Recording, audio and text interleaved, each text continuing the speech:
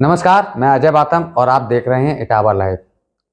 Etawah live पर एक समाचार प्रकाशित किया गया था जिसमें एक अध्यापक ने अपने ही विभाग के दूसरे अध्यापक के ऊपर प्रताड़ित करने का आरोप लगाया था।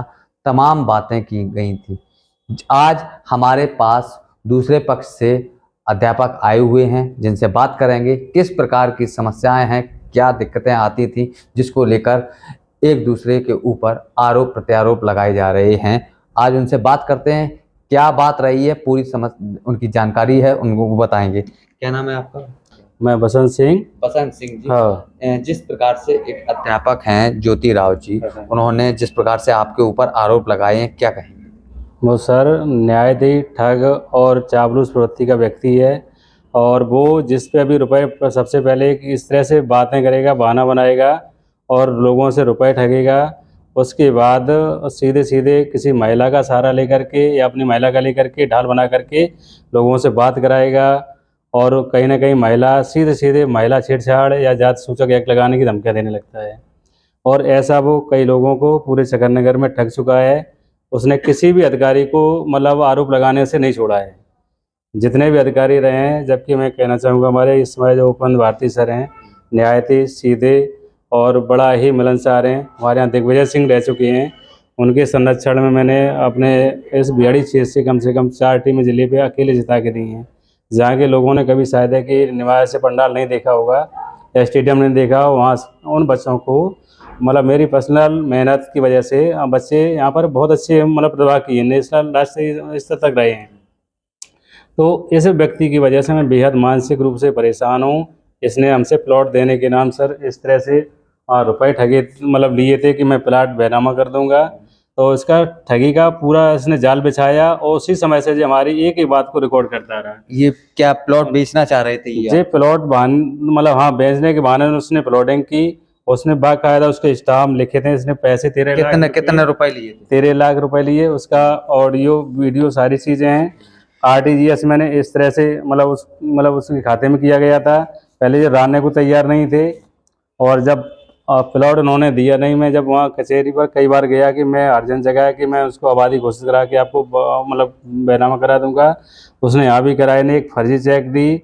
और कई विभाग से जब भी बात हुई तो उसने हमेशा गुमराह किया और हमेशा ये कहता है कि हमारा ऑट का ऑपरेशन हुआ, मैं अभी दे दूंगा, मैं ब्याज सही दे दूंगा। और इधर इसने कम से कम हमारे ऊपर अभी तक 20 नहीं तो 50 मनगढ़ंत झूठे आरोप लगाए हैं, जिस वजह से हमारे मैं मानसिक रूप से और आर्थिक रूप से समय बेहद ही परेशान हूँ। और जो इसकी महिला है वो जरा सी वीडियो ऑडियो मतलब उसको ये ढाल बना करके वायरल करता है और उन्हीं के फ़ोन से, या तो वो पूरी तरह से वो लिप्त हैं दोनों। और जहाँ भी वहाँ एक अरुण सर हैं, उनको भी ठग चुके हैं, मतलब उनको इल्ज़ाम लगा चुके हैं महिला का, जबकि वो एक दूसरे को जानते भी नहीं हैं। मतलब दोनों बड़ा साथी तरीके से प्लान बनाते हैं और रुपए लेने के बाद सीधे ब्लेम किसी भी महिला का बिना देखे आरोप लगा देंगे आपने उनको पकड़ा था।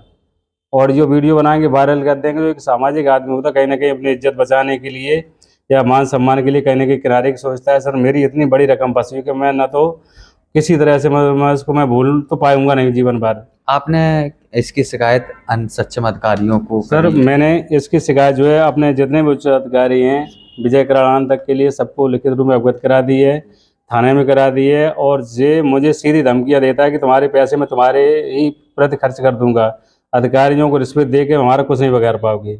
और मैं मतलब जो जब से खुली मतलब महिला की वहाँ धमकी दे रहा है कि आपने यदि कोई कार्रवाई की तो मैं सीधे सीधे आप पे महिला का छेड़छाड़ का लगा दूंगा। तो ये आपके यहाँ विद्यालय में कौन कार्यरत है? हमारे यहाँ सर और भी 10 लोग हैं, हर वर्ग से हैं, आप किसी से ही पूछ लें। ये मतलब कहने का मतलब आपके विद्यालय में ज्योति राव कार्यरत हैं या अन्य कोई? ज्योति राव की पत्नी हमारे यहाँ हम तक कार्यरत हैं और उन्हीं के सहयोग से षड्यंत्र से उन्होंने मतलब रुपए ठगे हैं। उन्हीं को मोहरा बना करके जब भी कोई बात आती है तो उन्हीं को आगे कर देते हैं, उन्हीं का फ़ोन यूज करते हैं। दोनों लोग हमारी जो छवि सोशल मीडिया पे ऑडियो वीडियो बना करके वायरल करते हैं। कितना समय हो गया है जब आपने इनको पैसे दिए हैं? सर लगभग 3.5 साल हो गए हैं। हृदय के सामने इन्होंने लिखित रूप में देने के लिए कहा, लेकिन वहाँ पे मुकर गए और उसके बाद सीधे आरोप प्रत्यारोप पर झूठे साजिश सब लगा रहे हैं। उनको भी इन्होंने मतलब लिखित रूप में कई लोगों के सामने वो हुई कि हम दे देंगे इनको, ब्याज छोड़ के 7 लाख रुपए दे देंगे। लेकिन वो भी आज तक नहीं दिए, और न मतलब उन्होंने चेक दिए वो भी फर्जी हैं उनके लिए। उसका भी पैसा आपको वापस नहीं, उसका चेक भी नहीं उन्होंने मिला, दिए। और मैं उसका ब्याज सहित भर रहा हूँ। आज वो हमारी रकम जो है कम से कम बहुत सारी होती है, हमारा नहीं कम से कम हमारा मतलब पूरा भविष्य चौपट है इसकी वजह से ही।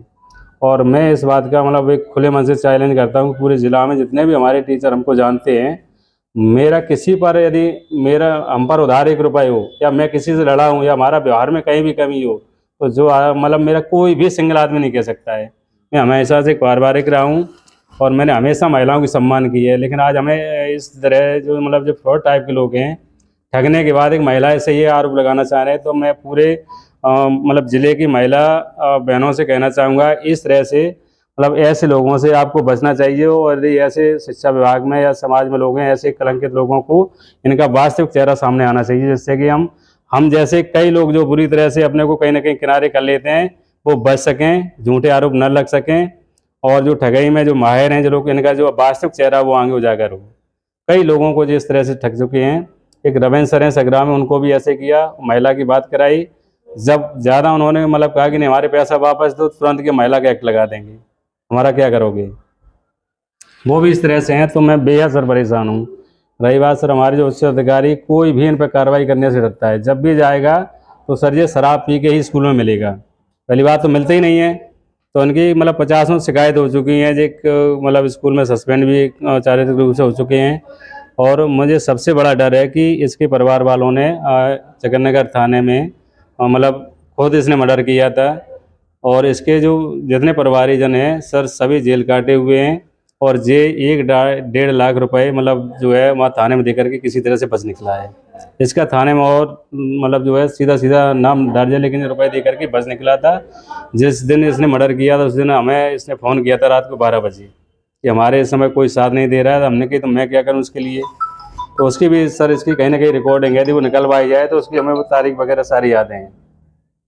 तो ये हमारे लिए बहुत बड़ा खतरा बन सकता है। और ये मैं अपने शिक्षक भाइयों से या जो भी हमारी बहनें हैं, मैं एक खुला एक चैलेंज करता हूँ कि मैं नहीं बताता हूँ कि मैं भला हूँ, हमारे बारे में कोई भी एक सिंगल बता दे। अब तक हम जिस भी स्टाफ में रहे हैं, मैंने मंजमू पढ़ाया, छलदाम पढ़ाया, हमारे सारे स्टाफ के मैं एक दिन अपने टोटल लोगों के मतलब नंबर देंगे, किसी ग्रुप में मांग लिया जाए, हमारे बारे में किसी बारे में पूछ लिया जाए। लेकिन इस तरह से मैंने इस व्यक्ति को इतना निभाया दोनों को, लेकिन इसने जो हमारे ऊपर जो मनगढ़ंत जो रुपए ठगने के बाद जो लगा रहे, जी हमारे लिए जीवन की बहुत बड़ी क्षति है।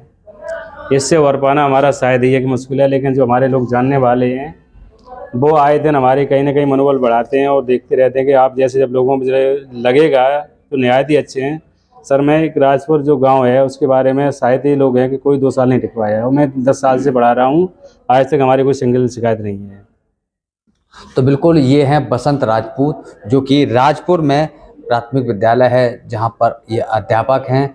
और इन्होंने बताया कि मैंने एक प्लॉट, जो कि ज्योति राव और इनकी पत्नी हैं अमिता सिंह, जो कि हमारे विद्यालय में अध्यापक हैं, जिन्होंने मुझे एक प्लॉट देने के लिए कहा था, और जिसका हमसे 13 लाख रुपए RTGS करवाया था, जिसके बाद इन्होंने मुझे अब तक वो प्लॉट नहीं दिया।